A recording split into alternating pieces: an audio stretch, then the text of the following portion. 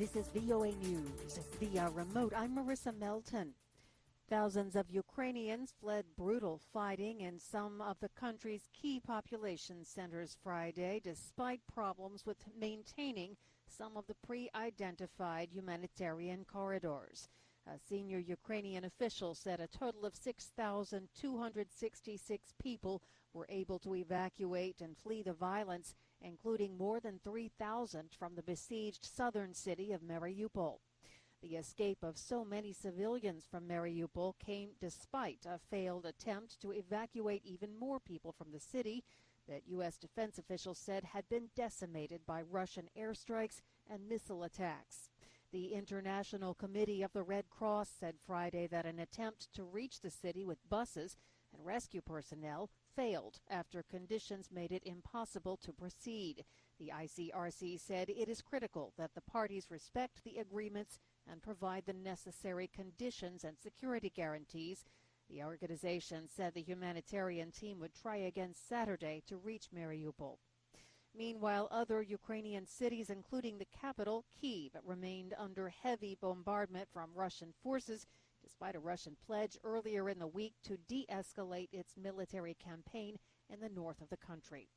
And the first aid convoy in 3 months reached Ethiopia's war-stricken Tigray region on Friday. This according to the United Nations. This and a week after the government and Tigrayan rebels agreed to a conditional humanitarian truce. The UN's World Food Program said on Twitter that 13 trucks had arrived safely in Tigray's capital, Mekelle, adding more trucks and fuel will follow in the morning. From Washington, you're listening to VOA News. A controversial Georgia congresswoman is suing to overturn a state law that opponents are using to challenge her eligibility to run for election. AP correspondent Jennifer King has more.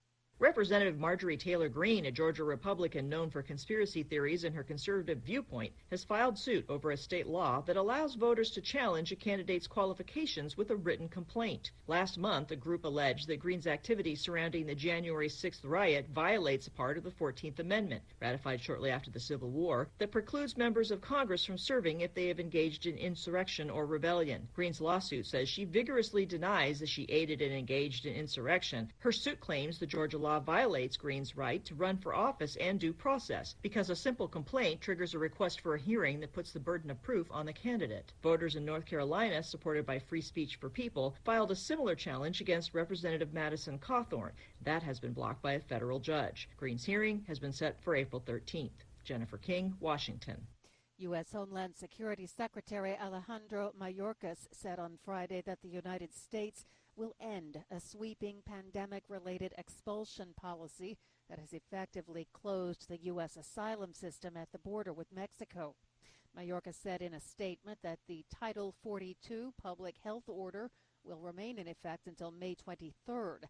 The Centers for Disease Control and Prevention, which issued the order in March of 2020, said it was no longer needed to limit the spread of the virus. The formal announcement comes after Reuters and other news outlets reported details of the plan on Wednesday. U.S. President Joe Biden, a Democrat, kept Title 42 in place after taking office in January 2021, despite fierce criticism from his own political party and campaign promises to reverse the restrictive immigration policies of his Republican predecessor, Donald Trump. Pope Francis has made a historic apology to Canada's Indigenous peoples. The Pope said Friday that he asks forgiveness from God and said he's very pained about the role of the Catholic Church in residential schools where Indigenous children suffered abuse at institutions that sought to erase their culture. The remains of hundreds of Indigenous children have been discovered in unmarked graves. The Pope's apology comes after a week of meetings with Indigenous leaders at the Vatican. And once again, recapping our top story of the hour, thousands of Ukrainians fled brutal fighting in some of the country's key population centers Friday, despite problems with maintaining some pre-identified humanitarian corridors. A senior Ukrainian official said more than 6,000 people were able to escape. Via remote, I'm Marissa Melton, VOA News.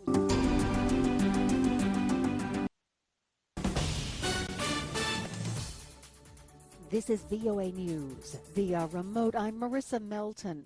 Ukraine said on Saturday its forces had seized back all areas around Kyiv, the capital city, claiming complete control of the capital region for the first time since Russia launched its invasion. As Russian troops regroup for battles in East Ukraine, towns surrounding Kyiv bore scars of 5 weeks of fighting. Ukrainian presidential advisor Oleksiy Arestovich said Ukraine's troops have retaken more than 30 towns and villages around Kyiv since Russia pulled back from the area this week. Ukraine's deputy defense minister wrote on Facebook that the whole Kyiv region is liberated from the invader. There was no Russian response to that claim. Pope Francis has said he's considering a visit to Ukraine's capital after blasting the leader who launched what he called a savage war. AP correspondent Karen Chamas has more. Francis made the remarks during a visit to Malta, where he was greeted by jubilant crowds. Although he didn't mention the Russian president by name, the reference was clear when he expressed his anger at a certain leader's behaviour. Once again, some potentate, sadly caught up in archaic claims of nationalist interest, is provoking and inciting conflicts. He blasted the leader for unleashing the threat of nuclear war on the world in an infantile and destructive aggression. The Pope has so far avoided referring to Russia or Putin by name in order to keep the path to dialogue open. I'm Karen Chamas. Russia has depicted its drawdown of forces near the capital region as a goodwill gesture in peace talks, which last convened on Friday. Ukraine and its allies say Russia was forced to shift its focus to East Ukraine after suffering heavy losses near Kyiv. From Washington, you're listening to VOA News. The International Committee of the Red Cross said it had resumed aid by road to the war-ravaged Ethiopian region of Tigray on Saturday for the first time in 6 months. It is the second convoy of international emergency supplies to reach Tigray since the government and the rebel Tigray People's Liberation Front agreed to a humanitarian truce late last month. The ICRC said it had sent in medical assistance, food, and water treatment supplies for the stricken region of northern Ethiopia. The UN says that area has been under a de facto blockade for months. The UN's World Food Program said 13 trucks full of food aid for people, in its words, on the edge of starvation, had arrived in the Tigrayan capital, Mekele, on Friday, followed by a fuel truck on Saturday. It was the first food aid to reach Tigray since December. The UN says hundreds of thousands of people are at risk of starvation. Jury selection begins Monday in the trial of Parkland, Florida school shooter Nicholas Cruz. AP correspondent Jennifer King reports.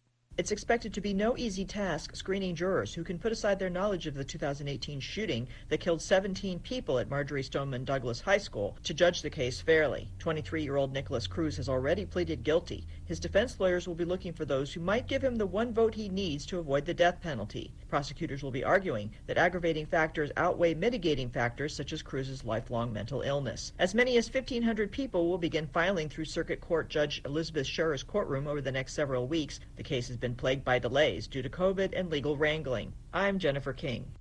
Israeli security forces killed 3 gunmen from the Palestinian militant group Islamic Jihad in a shootout in the occupied West Bank on Saturday. Police said the gunmen were part of a terrorist cell that was recently involved in terrorist activity against security forces and was apparently on its way to another attack. Islamic Jihad claimed all 3 Palestinians as members. A senior U.S. official has told Reuters news agency that the United Nations-led truce in Yemen is a decisive moment in the near 7-year conflict. The official says it offers hope that the warring parties and international community can bring a lasting peace to the devastated country. And once again, recapping our top story for this hour, Ukraine says its forces have seized back all the areas around its capital city of Kyiv. Ukraine now claims complete control of the capital region for the first time since Russia launched its invasion on February 24th. You can follow all the news on Ukraine at our website, voanews.com. Via remote, I'm Marissa Melton, VOA News.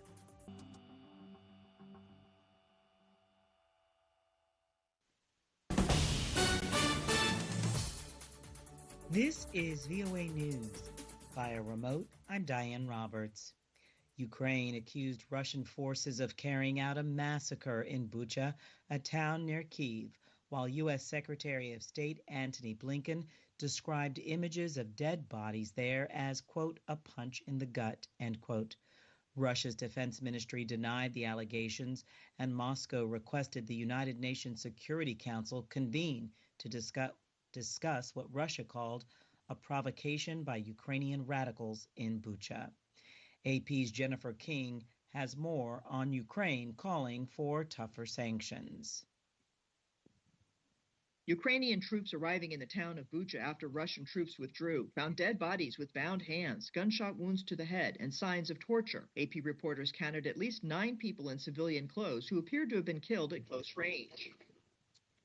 After being warned about possible landmines and booby traps, soldiers used lengths of cable to drag a body from the street. Reacting to photographs of murdered civilians in Irpin and Bucha, Estonia's prime minister tweeted, "This is not a battlefield, it's a crime scene." In an interview on CBS's Face the Nation, Ukraine's President Volodymyr Zelensky says that Russian attacks in Ukraine amount to 21st century genocide. In his evening address to his nation, Zelensky said Ukrainian forces continue to regain control over communities near Kyiv and Chernihiv, and singled out for reproach the Prime Minister of Hungary, Viktor Orban, over his support for Vladimir Putin. I'm Jennifer King. A private U.S. company said Sunday that satellite images of the Ukrainian town of Bucha show an approximately 45-foot-long trench dug into the grounds of a church where a mass grave has been identified. If you'd like more on these or any stories that we're covering at VOA News, please follow us at voanews.com. This is VOA News. Hungary's nationalist Prime Minister Viktor Orban declared victory in Sunday's national elections, claiming a mandate for a fourth term as a still incomplete vote count showed a strong lead for his right-wing party. Chilean President Gabriel Boric arrived in Argentina Sunday on his first official visit to a foreign country since taking office. Argentina's foreign minister received Boric, marking the beginning of his 2-day visit. President Fernandez will meet Boric Monday and sign bilateral agreements. In the United States, 6 people are dead and 12 others injured in an overnight shooting in the downtown area of California's capital city as police search for suspects. AP correspondent Julie Walker reports. The shooting happened on a busy downtown street around 2 a.m. Sunday morning as the bars and clubs were closing. Sacramento Police Chief Kathy Lester says officers were in the area, heard the shots, and responded. They found that multiple people, unfortunately, had been shot, and this is a really tragic situation. Social media video shows people running. You can hear rapid gunfire. Community activist Barry Axius showed up right after. The first thing I saw was like victims. I saw a young girl with a whole bunch of blood on her body, a girl with taking off glass from her, a young girl screaming, saying they killed my sister. A mother running up, where's my son? Has my son been shot? I'm Julie Walker. Authorities say there were multiple shooters. At least 12 people died in a prison riot early Sunday in southern Ecuador, the president's office said, the latest outburst of deadly violence in the South American country's detention facilities. The Interior Minister told reporters the riot, quote, still is not under control, end quote, and that 800 members of the police and armed forces had been mobilized to quash it. Thousands of Muslims broke their fast at mosques in Karachi Sunday evening as the holy month of Ramadan began in Pakistan. But the raging war in Ukraine, which has sent energy and food prices soaring, cast a shadow this year over Islam's holiest month, when large gatherings over meals and family celebrations are a tradition. Many had been hoping for a more cheerful Ramadan after the coronavirus pandemic cut off the world's 2 billion Muslims from Ramadan rituals for the past 2 years.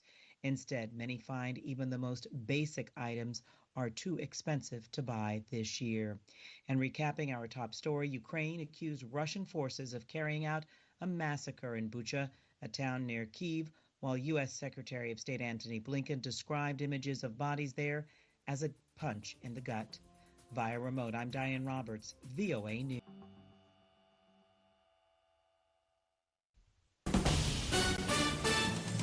This is VOA News. Reporting by remote, I'm Joe Ramsey.